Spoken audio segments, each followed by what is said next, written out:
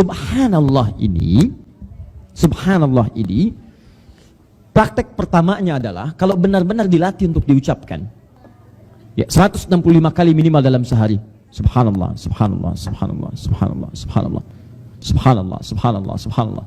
Lagi zikir fokus pada Allah, dengar ibu-ibu berisik, subhanallah, subhanallah, subhanallah, subhanallah. Okay? Terus ada yang bilang sifat Allah begini, subhanallah, subhanallah. Nah, kalimat ini kalau terus dikatakan di lisan, benar konteksnya disebut dengan zikir, mengingat Allah, yang diingat sifat-sifat tadi. Tepikan segala hal yang bertentangan dengan keinginan Allah. Tepikan segala hal yang tidak benar tentang Allah. Tepikan segala hal yang bertentangan dengan hukum-hukum Allah. Jikalau orang sudah subhanallah, mengalir di lisannya subhanallah 165 kali minimal, masuk dalam dirinya, beredar pada tubuhnya. Begitu masuk ke matanya, maka matanya subhanallah. Dia tidak akan pernah melihat segala hal yang tidak disukai oleh Allah Subhanahu wa taala. Karena bertentangan dengan sifat-sifat dan hukum-hukum Allah. Maka mustahil dia akan melihat gambar-gambar yang tidak disukai oleh Allah. Mata subhanallah tidak akan melihat tayangan-tayangan yang tidak Allah sukai. Mata subhanallah tidak akan pernah melihat maksiat. Lisan subhanallah tidak akan berkata yang buruk, apalagi membenarkan tuduhan yang tidak baik kepada Allah. Ba'da salat subhanallah, tapi setelah salat selesai, zikirnya selesai, dia mengatakan semua agama sama, menuju pada Tuhan yang sama, cuma caranya beda-beda. Berarti ada yang tidak masuk kalimat subhanallah ke dalam jiwanya, cuma di lisan saja. Itu yang disebutkan di Quran surah 49 ayat ke-14. Dia cuma nyampe lisan, kalimatnya cuma nyampe lisan, gak nyampe ke hati. Qalatil a'rabu amanna. Ada orang Arab Badui mengatakan kami beriman. Qul lam tu'minu, katakan Muhammad kalian belum serius imannya, belum benar. Walakin qulu aslamna. Cukup katakan kami baru berislam. Walamma yadkhulul imanu fi qulubikum. Cuman kalimat iman itu baru di lisan, belum nyampe ke hati.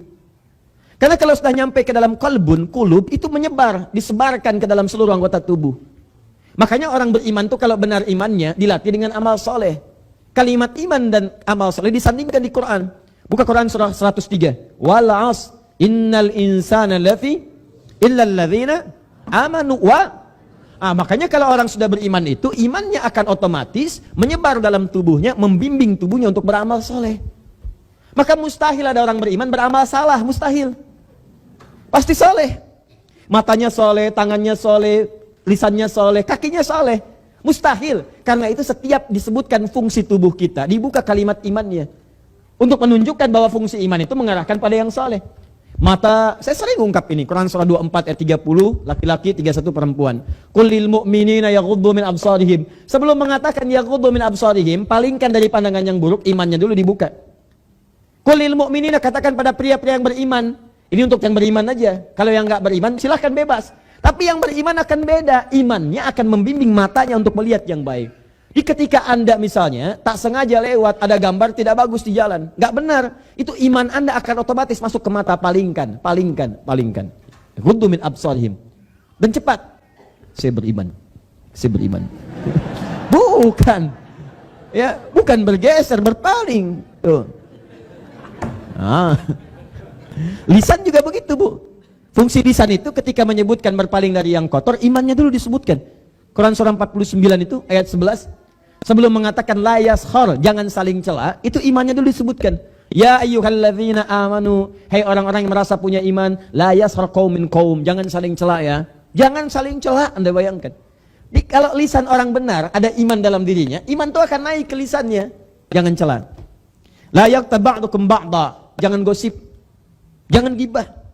Jadi begitu muncul acara gosip, Bu, iman masuk ke dalam mata. Kalau di ibu masih ada iman, itu iman masuk ke mata, palingkan. Tangan refleks, pindahkan acaranya.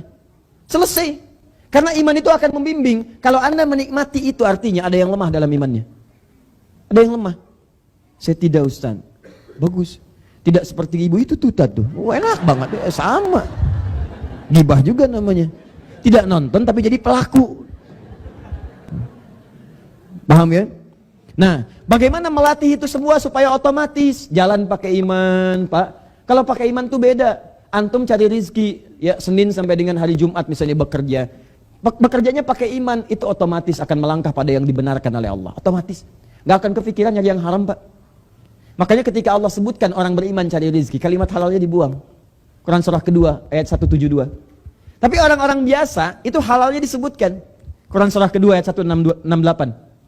Di ayat 168, Al-Baqarah 168, paling kanan sebelah bawah, Yang disebutkan nas, ya ayyuhan nas, hai manusia, kulu mimma fil ardi halalan thayyiba. Silahkan bekerja, cari makan. Dapatkan dengan cara yang halal, legal, dengan cara yang benar. Jangan cari dengan cara yang kotor. Baik hukum dunia apalagi akhirat. Thayyiba, dari yang halal ini dapatkan yang terbaik yang kamu butuhkan. Bukan segala yang kamu inginkan mesti dikonsumsi. Tapi ketika menyebutkan orang beriman, halalnya dibuang. Buka ayat 172-nya, paling kiri agak sedikit ke atas. Ya ayyuhalladzina amanu, hai orang-orang yang telah punya iman. Kulu min thayyibati ma razaqnakum. Silakan cari kerja, cari makan. Halalnya dibuang.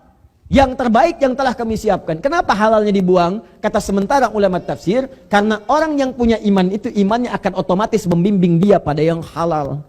Di mustahil dia cari yang haram karena imannya sudah disebutkan. Jadi kalau ada orang mengaku beriman masih mencari yang haram, itu ada yang salah dengan imannya. Makanya Nabi pernah sampaikan, la yusriqul mu'min indama yasriq fahuwa mu'min.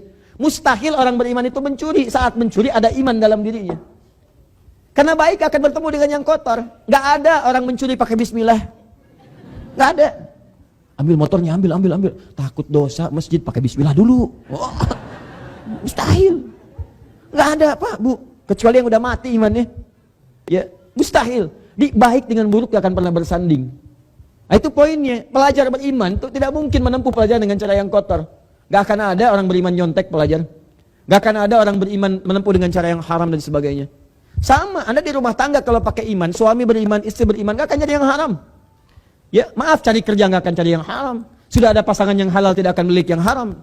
Kalau Anda sering mengingat-ingat di luar yang halal, itu coba camkan, mungkin ada yang haram masuk ke dalam jiwa. Anda sudah mendapatkan pasangan yang halal, tapi masih mengingat hal yang lain yang haram, yang bukan menjadi pasangan Anda. Ini menunjukkan bahwa ada sesuatu yang haram masuk dalam diri Anda. Paham ya? Baik. Sekarang pertanyaannya, bagaimana cara melatih itu supaya refleks menjadi sikap dalam diri kita? Inilah dilatih dalam ungkapan subhanallah, subhanallah, subhanallah. Ingat, jadi kalau orang mengucapkan subhanallah itu ingat maknanya. Berapa kali Anda berbuat sesuatu yang tidak subhanallah, melanggar ketentuan Allah? Ingat mata. Di 33 kali itu, begitu diucapkan subhanallah, ingat dosa mata, subhanallah, ingat telinga, subhanallah, ingat lisan. Jangan-jangan selama ini mengerjakan sesuatu yang tidak Allah sukai. Ingat kaki, jangan-jangan dipanggil hayya ala sholah, ayo sholat, tapi kaki masih melangkah pada yang tidak dibenarkan. Mata masih melihat tayangan yang tidak disukai. Allahu Akbar, Allahu Akbar. Bisa Anda simpan sebetulnya, tapi kenapa TV itu masih dinikmati? Kenapa tayangan itu masih disaksikan? Padahal sekarang zamannya sudah hebat. Bisa direkam, bisa ditunda, bisa diputar lagi. Hal yang tidak nampak di TV sekarang, bisa dilihat kemudian di YouTube besok. Bisa dilihat kemudian di internet besok. Tapi menariknya, kok bisa pada saat itu masih dilihat? Allahu Akbar, Allahu Akbar. Ayo Ma, yuk sudah mau sholat, 5 menit lagi nih. Pak, 5 menit lagi. Oh ini sudah puncaknya nih Pak. Sebetulnya tukang bubur ini jadi naik haji atau enggak? Oh, liatin, tuh kan? Cek. Bayangkan, kalau masih seperti itu, ini pesan dari saya. Kalau Anda ada ajakan langsung untuk ibadah, dan Anda sedang menikmati sesuatu di luar ibadah, cara paling cepatnya gampang. Bayangkan pada saat itu akan diwafatkan oleh Allah Subhanahu wa Ta'ala. Itu paling gampang. Begitu Anda sedang melihat sesuatu, adzan, Allahu Akbar, Allahu Akbar. Sebentar ya, salat nomor 2, ini dulu nomor 1 saya selesaikan. Bayangkan ketika menyaksikan itu Anda diwafatkan oleh Allah. Diwafatkan sedang dalam kondisi tidak merespon seruan adzan. Kalau ada yang ngajak maksiat di kantor, ngajak maksiat, ngajak jalan ke tempat yang tidak bagus, ke tempat yang buruk, ngajak olahraga tapi dengan cara yang tidak bagus, bayangkan diwafatkan seketika. Dan berapa pengkhianatan yang sudah Anda kerjakan? Berkhianat kepada Allah, berkhianat pada pasangan, berkhianat pada macam-macam. Diwafatkan dalam keadaan terhina seperti itu. Sedangkan Anda mengharap surga, Firdaus lagi, sehat.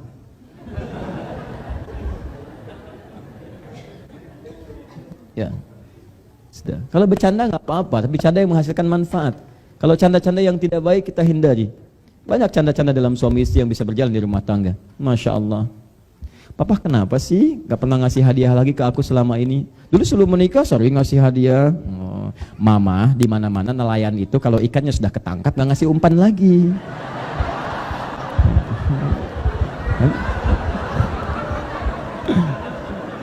Tawa-tawa. Malamnya datang dia Bu kamar. Ma aku mau tidur. Kenapa pintunya tidak dibuka? Papa, nggak ada nelayan yang tidur dengan ikan.